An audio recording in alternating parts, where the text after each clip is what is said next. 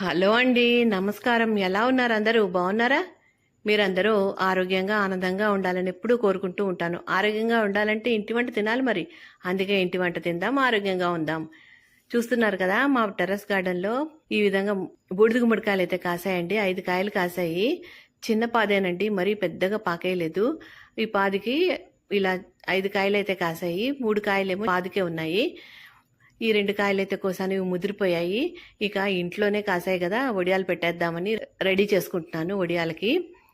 అయితే మాకెప్పుడు కూడా ఈ కాయలు సమ్మర్ స్టార్టింగ్లో వచ్చేసేవి. ఈసారి ఎండింగ్లో వచ్చాయండి. ఈ కాయల్ని మనము చాకుతో డైరెక్ట్గా కోయకూడదండి.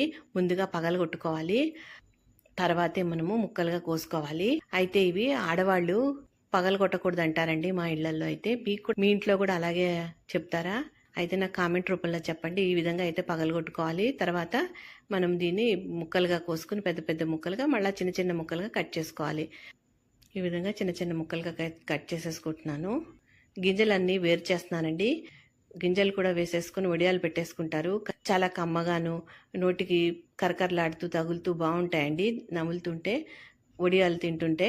కాకపోతే ఇవి సంవత్సరం పొడుగునా నిలవ ఉండాలంటే ఈ గింజలు వేయడం వల్ల వడియాలు పురుగు పట్టేస్తున్నాయండి. గింజలకు పురుగు పట్టేయడం వల్ల వడియాలు పాడైపోతున్నాయి.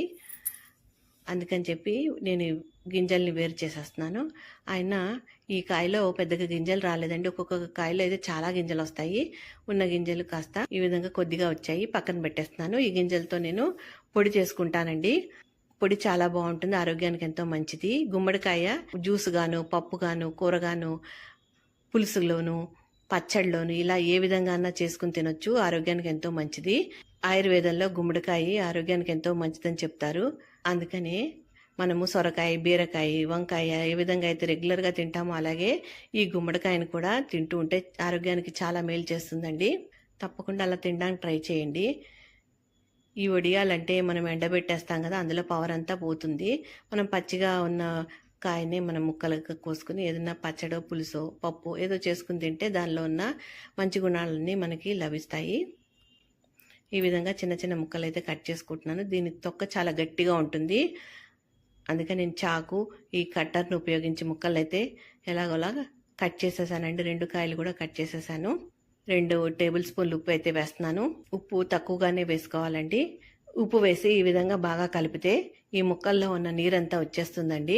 బూడిద గుమ్మడికాయలో నీరు ఎక్కువగా ఉంటుంది. ఆ విధంగానే మనము నీరు తీయకుండా వడియాలు పెట్టేసామంటే ఎక్కువ రోజులు ఎండబెట్టాల్సి వస్తుంది. అందుకని ముందు బాగా మనం ఈ విధంగా గట్టిగా నలుపుతూ ఉప్పు అంతా ముక్కలకు పట్టేటట్టు కలుపుతూ ఒక 5 నిమిషాలు అయితే ఇలా తప్పనిసరిగా కలపాలి. తర్వాత పక్కన పెట్టేసేయాలి. ఈ వడియాలకి మినపప్పు నానబెట్టాలండి. 1/2 కేజీ మినపగుళ్ళు అయితే తీసుకున్నాను నేను ఇక్కడ. గుళ్ళు అయినా పర్వాలేదు, మినపప్పు అయినా పర్వాలేదు. పొట్టు పప్పుతో చేస్తే చాలా బాగుంటాయండి వడియాలు. పొట్టంతా తీసేసి ఆ పొట్టుతో కూడా వడియాలు పెడతారు. ఈ విధంగా 2 డబ్బాలు తీసుకున్నానండి, 1/2 కేజీ. ఇది బాగా శుభ్రంగా కడుక్కోవాలి. కడుక్కుని నానబెట్టుకోవాలండి. బూడిద గుమ్మడికాయ ముక్కల్ని వాడగట్టుకోవాలండి. అడుగున ఒక చిల్లుల పాత్ర పెట్టి పైన ఈ విధంగా బట్ట వేసి, ఇంతకుముందు మనం బాగా ఉప్పు వేసి కలిపి పెట్టుకున్నాం కదా, అందులో చూడండి ఎంత నీరు వచ్చిందో. ఉప్పు వేసి కలిపి పెట్టుకున్నాం కదా, ఆ ముక్కలు వేసేసుకోవాలి. ఇంకా నీరు ఉంటుందండి, ఆ నీరంతా వచ్చేయాలి. అందుకనేసి ఈ విధంగా బట్టలో మూట కట్టి దానికి పైన ఒక బరువు పెట్టి రాత్రంతా ఉంచితే దానిలో ఉన్న నీరంతా కూడా కిందకి దిగిపోతుంది. బాగా ఎగిరిపోయినట్టుగా అవుతుందండి నీరంతా. ముక్కల్ని మనము రుబ్బుకున్న మినప్పిండిలో కలిపేసి వడియాలు పెట్టేసుకోవడమే. ఇలా పిండుకుంటూ ముక్కలన్నీ కూడా ఈ బట్టలో వేసేసుకుంటున్నాను. బట్టనంతా దగ్గరగా తీసి మూట కట్టేసుకోవాలండి. గట్టిగా మూట కట్టేసుకోవాలి. కింద చిల్లులు గిన్నె ఉంచాలి. చిల్లులు గిన్నె కింద ఒక గిన్నె పెట్టాలి. ఆ గిన్నెలోకి మొత్తం రసం అంతా కారిపోతుంది. చూడండి ఎంత నీరు వచ్చిందో. ఇంకా ఉంటుందండి నీరు. ఆ నీరంతా బయటకు వచ్చేయాలి. ఈ విధంగా నేను బేసన్లో చిల్లులు గిన్నె పెట్టి పైన మూట కట్టి దాని రోలు పెట్టాను. రుబ్బు రోలో తిరగలో ఏదో పెట్టేవారు ఇదివరకు. అయితే బరువుగా ఉండే వస్తువు పెడితే ఆ బరువుకి ఈ రసం అంతా కిందకి దిగిపోతుంది. రాత్రంతా అలా ఉంచేయాలండి. ఈ వడియాల్లోకి నేను పచ్చిమిరపకాయలు మిక్సీ చేసుకున్నానండి, కొద్దిగా బరకగా. తర్వాత అందులోకి మినపగుళ్ళు శుభ్రంగా కడుక్కుని వేసేసుకుంటున్నాను. మెత్తగా రుబ్బేసుకోవాలండి పిండిని. ఇలా రుబ్బుకున్న పిండిలో జీలకర్ర, పసుపు, ఈ పచ్చిమిరపకాయల పేస్ట్ వేసేసుకోవాలి.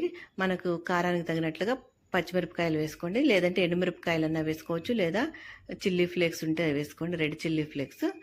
లేదంటే పండు మిరపకాయలు దొరికే సమయంలో అయితే పండు మిరపకాయలు వేసుకోండి. చూడండి ఎంత బాగా నీరంతా ఎగిరిపోయిందో, తడి తగలట్లేదు చూడండి చేతికి. మొత్తం అంతా వేసి బాగా కలిపేసుకోవాలి. మనము ముక్కల్లో ఉప్పు వేసాం కదండి, అది చూసుకుని వేసుకోవాలి. కావాలంటే వేసుకోవచ్చు. ముక్కల్లోని ఉప్పు అంతా కూడా కిందకి దిగిపోయింది కదా నీరుతోటి, అందుకని కొద్దిగా చప్పబడతాయి ముక్కలు. కావాలంటే మరి కొద్దిగా ఉప్పు వేసుకుని కలుపుకోండి. మరి ఉప్పు ఎక్కువ వేసుకోకూడదండి, ఎండిన తర్వాత తడంతా ఎగిరిపోయి ఉప్పు కసమైపోతుంది. అందుకని కొద్దిగానే చప్పగా ఉండేటట్టు చూసుకోండి. ఈ విధంగా కొద్దిగా గుండ్రంగా ముద్దల్లా పెట్టుకోవాలి. మరి చిన్న చిన్నగా తప్పడగా పెట్టుకుంటే మరి ఎండిపోయాక మరీ తప్పడగా వస్తాయి. అందుకని చెప్పి కొద్దిగా ఈ విధంగా గుండ్రంగా పెద్ద ముద్దల్లాగే పెట్టుకోవాలండి. ఈ మినప్పిండి ఎక్కువ అవుతే ఇవి వడియాలు గట్టిగా వస్తాయి వేయించినప్పుడు. తక్కువైందనుకోండి పొడుంగా విరిగిపోతాయి. అందుకని సమానంగా వేసుకోవాలి. ముక్కలు 3 కిలోల ముక్కలు అయితే మనము ఈ విధంగా అర కిలో మినపగుళ్ళు వేసుకుంటే సరిపోతుందండి. వెట్ గ్రైండర్లో రుబ్బితే చాలా బాగా వస్తుంది, ఉరవ అవుతుంది. మిక్సీలో అయితే కొద్దిగా తక్కువే ఉంటుంది పిండి. ఈ విధంగా పిండి అంతా కూడా వడియాల కింద పెట్టేసుకోవాలి. ఈ విధంగా నేను ట్రేలో పెట్టుకున్నానండి. ప్లాస్టిక్ షీట్ వేశాను. బట్ట మీద పెడితే అంత బాగా రావు, విరిగిపోతాయి, తీయడం కష్టం అవుతుంది. అందుకని చెప్పి నేను ప్లాస్టిక్ షీట్ వేశాను. లేదు అనంటే ట్రేకి ఆయిల్ రాసి పెట్టుకోవచ్చు. ఇవన్నీ కూడా మా డాబా పైన పెట్టేశానండి. బాగా ఎండలో పెట్టేస్తే తొందరగా ఎండిపోయాయి. 2 రోజులు ఎండాయండి. చూడండి ఎలా ఎండిపోయాయో. మరీ తప్పడగా రాలేదు, మరీ పెద్దగా రాలేదు. ఈ విధంగా చేసుకుంటే బాగుంటాయి. నూనెలో వేస్తే బాగా వేగుతాయండి. అంతే అండి. గుమ్మడికాయలు వడియాలు రెడీ అండి. మా పెరట్లో కాసిన కాయలతోటి గుమ్మడికాయ వడియాలు అయితే పెట్టాను. ఈ వీడియో మీకు నచ్చితే 10 మందికి తెలియజేయండి. అలాగే మీ కామెంట్స్ నాకు తెలియజేయండి. తప్పకుండా లైక్ అయితే ఇవ్వండి ఈ వీడియో కనుక మీకు నచ్చితే. సొరకాయ వడియాలు చూపిస్తానండి. సొరకాయ కూడా మా పెరట్లోదేనండి, టెర్రస్ గార్డెన్లోదే. అయితే ఇది కొద్దిగా ముదిరింది, కూరకు పనికిరాదని అనుకుంటుంటే మా అమ్మ అన్నారు, వడియాలు పెట్టాయమ్మా చాలా బాగుంటాయి అని అన్నారు. అందుకని వడియాలు అయితే పెట్టేస్తున్నాను. ఇది కూడా ఇలాగే తొక్క తీయకుండా ముక్కలుగా కోసేసుకోవాలి. అలాగే పచ్చిమిరపకాయలు తీసుకుని ఇలా మిక్సీలో వేసుకుని గ్రైండ్ చేసుకోవాలి కాస్త బరకగా. తర్వాత మినపప్పు నానబెట్టుకోవాలండి దీనికి. ఇది చిన్న కాయనండి, ఒకటే కాయ కాబట్టి ఇదిగో ఒక గ్లాస్ తోటి మినపప్పు తీసుకున్నానండి. నానబెట్టేసి మిక్సీ పట్టేస్తున్నాను మెత్తగాను. అంటే 250 గ్రాములండి. 1/2 కేజీ మినపగుళ్ళు తీసుకుని ఈ విధంగా మెత్తగా మిక్సీ చేసేసుకున్నాను. సొరకాయ ముక్కలండి ఈ విధంగా చిన్న చిన్నగా కట్ చేసుకున్నాను. ఇది గుమ్మడికాయ వడియాల కంటే ఇంకా టేస్టీగా ఉంటాయండి. తొక్క తీయకుండా చిన్న చిన్న ముక్కలుగా కట్ చేసుకోవాలి. మినపప్పు రుబ్బు, అలాగే పచ్చిమిరపకాయలు కారం మిక్సీ చేసి పెట్టుకున్న పచ్చిమిరపకాయల కారం 2 కలిపేసుకోవాలి. అలాగే కొద్దిగా జీలకర్ర, కొద్దిగా పసుపు, 2 టేబుల్ స్పూన్ల జీలకర్ర, రుచికి సరిపడా ఉప్పు 1 టేబుల్ స్పూన్ వేస్తున్నానండి. అంతా కలిపేసి ఈ విధంగా గుమ్మడి వడియాలు పెట్టినట్టుగానే పెట్టుకోవాలండి. నేను ఇక్కడ ఈ పొడు సొరకాయతో కూడా వడియాలు పెట్టానండి. అది కూడా ఇదే మాదిరిగా పెట్టుకున్నాను. 1 కప్పు మినపగుళ్ళు, జీలకర్ర. ఇది కూడా ముదురుగా ఉంటే బాగుంటుందండి. ఇది కొన్నకాయనండి, ఇంట్లో పండింది కాదు, కొనిందే. ముక్కలు కోసేసాక మినపప్పును రుబ్బేసుకోవాలండి. ఈ విధంగా రుబ్బిన పిండిలో నేను పండు మిరపకాయల కారం వేసుకుంటున్నాను. అంతే అండి. ముక్కలు కలిపేసి దీన్ని కూడా ఇలాగే ముద్దలుగా పెట్టేసుకోవాలి. బూడిద గుమ్మడికాయ వడియాల కంటే ఈ వడియాలు ఇంకా బాగున్నాయండి. ఒకసారి ట్రై చేసి చూడండి. మొత్తం అన్నీ పెట్టేశాక ఎండలో పెట్టేశానండి. బాగా ఎండిపోయాయి. 2 రోజులకి బాగా ఎండిపోయాయండి. వేయిస్తున్నాను చూడండి. ముందుగా సొరకాయ వడియాలు వేయిస్తున్నాను. గుమ్మడి వడియాలు ఎలా అయితే పొంగుతాయో అలాగే బాగా పొంగుతాయండి ఇవి. సిమ్లోనే వేయించుకోవాలి. మంట పెద్దది చేసి వేయించుకోకూడదండి. మీడియం ఫ్లేమ్లోనే వేయించుకోవాలి. ఇక్కడ నేను 2 రకాల వడియాలు, గుమ్మడి వడియాలు అలాగే సొరకాయ వడియాలు కూడా వేయించి చూపిస్తున్నాను. అంతే అండి, గుమ్మడి వడియాలు అలాగే సొరకాయ వడియాలు ఈ విధంగా ఈజీగా చేసుకోవచ్చు. రెండు కూడా చాలా బాగుంటాయి. ఈ వీడియో మీకు నచ్చిందా? నచ్చితే 10 మందికి తెలియచేయండి. అలాగే ఈ వీడియో మీకు నచ్చితే తప్పకుండా లైక్ అయితే చేయండి. ఈ గుమ్మడొడియాలు చాలా మందికి తెలుసు, తెలియని వారి కోసం చెప్తున్నాను. అలాగే నేను చేసుకునే విధానము మీకు చూపిస్తున్నానండి, అంతేనండి.